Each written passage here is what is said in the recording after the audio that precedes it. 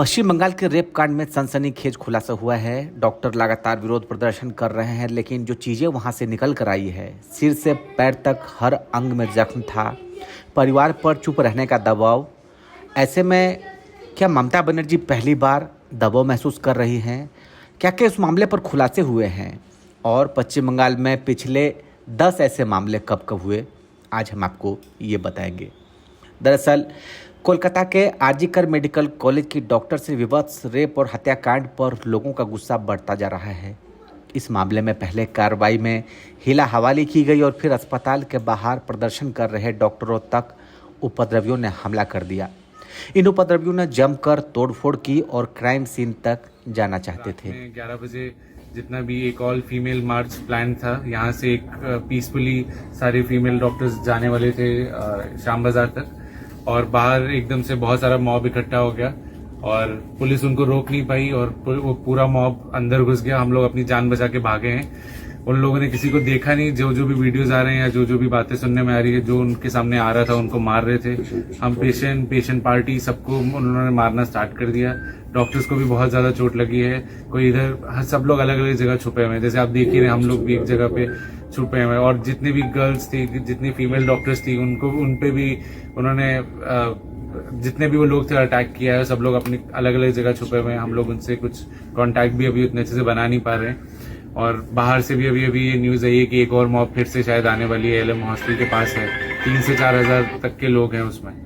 तो मैं आप सब लोगों से जो भी देख रहे हैं अपील करता हूँ। उन्होंने हम लोग का सारा जितना भी स्टेज, वहाँ की चेयर्स, वहाँ का फैन, सब कुछ वैंडलाइज कर दिया है। और उसके बाद तो ये भी सुनने में कि अलग अलग वार्ड में घुस गए वो लोग, और लेडीज हॉस्टल में भी घुस गए और बॉयज हॉस्टल में घुस गए और पूरा इमरजेंसी उन्होंने तोड़ दिया। गायनी वार्ड में घुस गए। हर जगह इमरजेंसी टोटली वैंडलाइज, टोटली कुछ भी नहीं बचा गया। ईएनटी वार्ड तक घुस गए और हर जगह से वीडियोज आ रहे हैं, ये सब आ रहे हैं कि क्या क्या है। पुलिस एडमिनिस्ट्रेशन भी एकदम फेल हुआ है। कुछ भी हम लोग की हेल्प नहीं कर पा रहा है। पुलिस वाले खुद हम लोग के आगे आगे भाग रहे थे। कोई भी हम लोग की हेल्प नहीं कर पा रहा है। ये एक कंप्लीट फेलियर है पुलिस का और जो भी गवर्नमेंट है उसका, एडमिनिस्ट्रेशन का। हम लोग आप लोगों से अपील कर रहे हैं, जो भी देख रहे हैं, प्लीज इस वीडियो को स्प्रेड कीजिए और हम लोग को बचाइए। हम लोग बहुत डरे हुए हैं। और एक लास्ट मैसेज ये है कि हम लोग का मूवमेंट रुकेगा नहीं। हम लोग को जितना भी दबाने की कोशिश किया जाएगा, हम लोग वापस आएंगे। और ये एकदम पीसफुल मूवमेंट चल रहा था, उसको आप लोग देख ही रहे हैं। आज एक फीमेल डॉक्टर के साथ ऐसा हुआ जिसपे ये पूरा मूवमेंट स्टार्ट हुआ, और एक फीमेल मार्च के दौरान ही बाहर मॉब ने हमें अटैक कर दिया। इसकी जिम्मेदारी कौन लेगा बताइए? अभी हम लोग यहाँ डर के बैठे हुए, कोई भी नहीं है बाहर। हमारा इतने दिन का मेहनत जो भी हम लोगों ने किया था सब तोड़ दिया उन लोगों ने। पूरा इमरजेंसी तोड़ दिया, पेशेंट्स को मारा, डॉक्टर्स को मारा। अब और क्या रह गया है? मैं आप लोगों से यही अपील करता हूँ कि प्लीज इस मैसेज को, इस वीडियो को अब जितना शेयर कर सकते करिए। और प्लीज हमारी पूरे वाक्य की जानकारी all India federation of government doctors association से जुड़े डॉक्टर सुवर्णा गोस्वामी ने दी। उन्होंने मोजो स्टोरी से बातचीत में कहा कि इन लोगों को आखिर कौन भेज सकता है, सत्ता पक्ष ही इसे कवर अप करना चाहेगा। वहीं पीड़िता के साथ हुई दरिंदगी का जिक्र करते हुए डॉक्टर गोस्वामी ने कहा कि वारदात डराने वाली है। डॉक्टर ने कहा कि पीड़िता के परिजनों ने मुझे पोस्टमार्टम की रिपोर्ट दिखाई।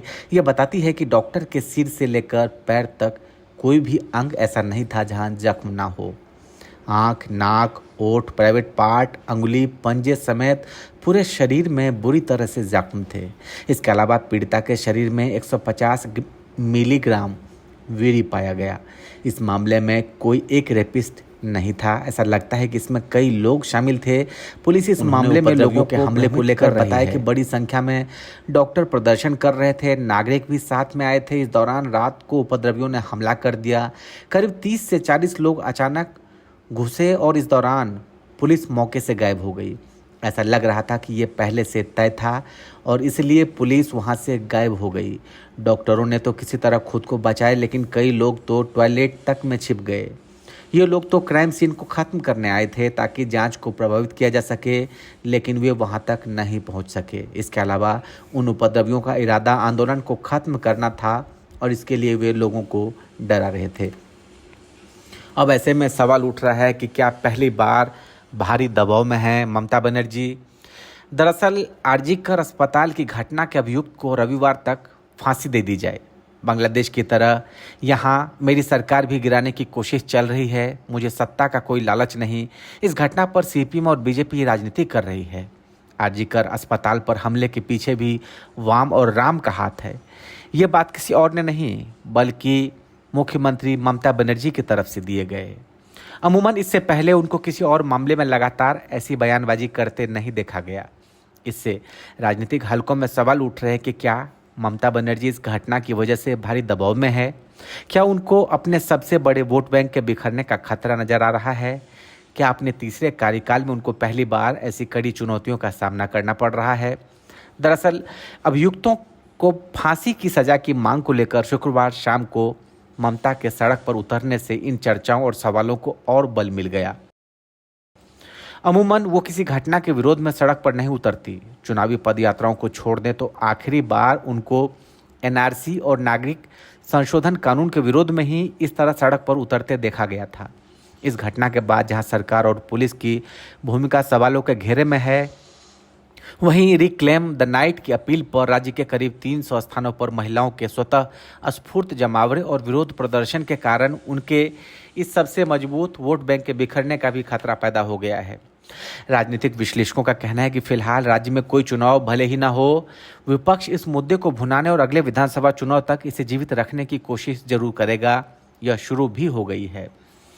ममता सरकार पर चौतरफा हमले हो रहे हैं। बीजेपी और सीपीएम तो आक्रामक तौर पर उसका विरोध कर रही है, लेकिन कांग्रेस भी मुख्यमंत्री के खिलाफ टिप्पणियां कर रही है।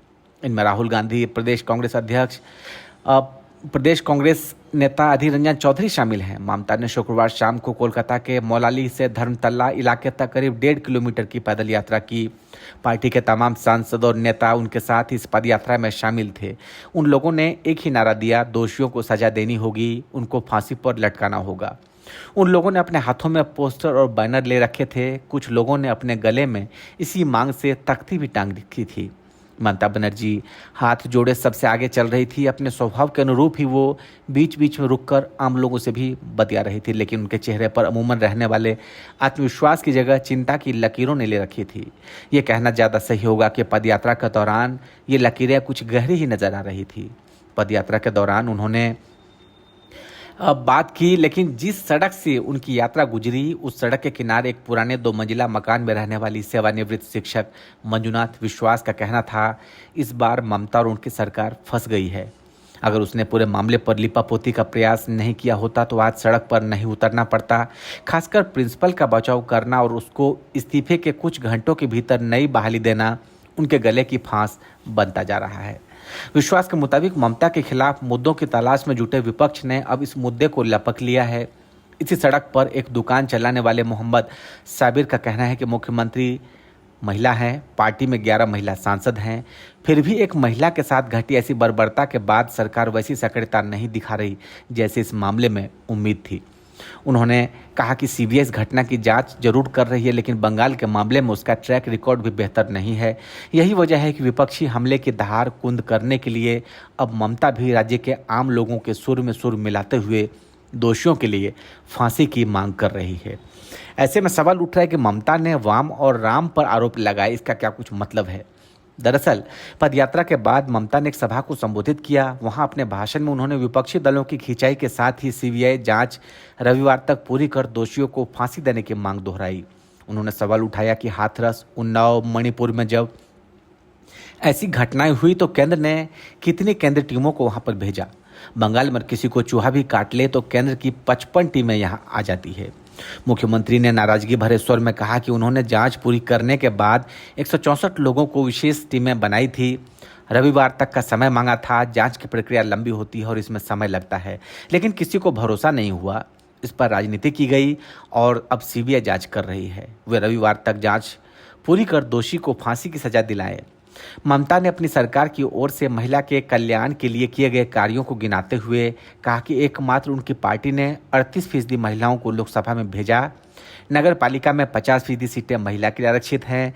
स्वास्थ्य साथी कार्ड पर भी परिवार की मुखिया के तौर पर घर की महिला का नाम है। महिलाओं के लिए कन्याश्री और रूपश्री जैसी तमाम योजनाएं चला रही है। मुख्यमंत्री ने एक बार फिर विपक्षी दलों खासकर वाम और राम यानी लेफ्ट और भाजपा पर इस घटना पर राजनीति करने का आरोप लगाया।